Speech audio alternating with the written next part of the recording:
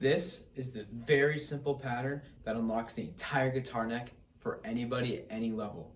And it's comprised of 3 different movements, the first of which being full movements, and I call them full because they require that full stretch.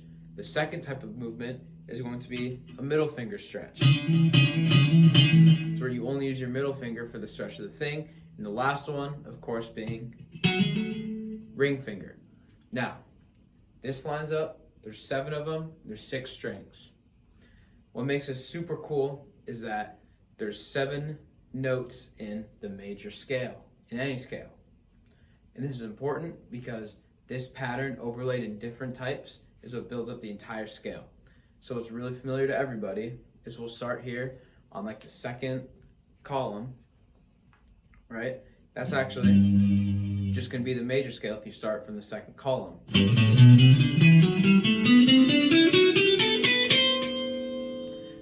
And that's super easy. And if there was another string over here that was tuned the same way as these ones,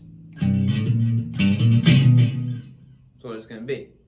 Now, I know what you're thinking, the pattern up there, why does the major scale go down once I get to the ring finger instead of staying level with the middle finger ones?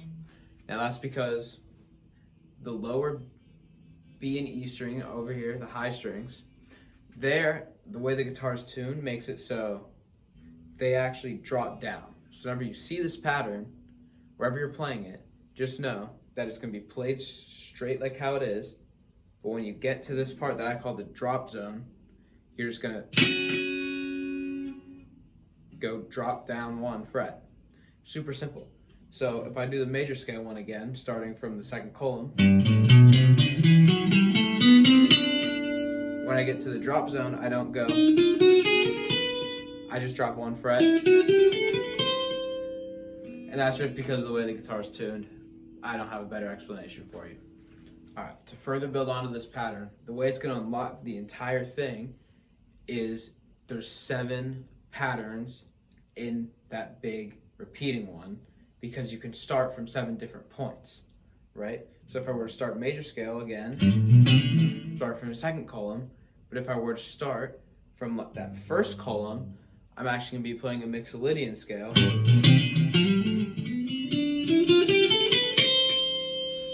And that's basically what it does.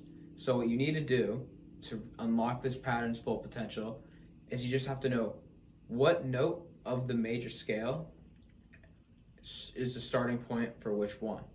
And you can label them with the 7 different modes, and then now you're going to understand that. Basically, to sum it all up, the major scale is going to be that 2nd column, super simple, easy to remember. Now, the next one is actually going to be the Dorian. We're just going to start on the 2, 3, 4, but you see how we're already moving down? That's really important, and you got to build on this, right? First pattern starts 2nd column. This pattern starts on the 7th column. Then we get to the Phrygian, which is going to be actually the start of the 5th column. And then so on if you figure it out. Now, this is a very complicated system, but it's super simple. And if you need a further breakdown on the 7 patterns inside of it and what the modes are, I'm going to have videos up in a playlist that can teach you what the 7 modes are and what their pattern is and how to build that up to make the whole major or minor key.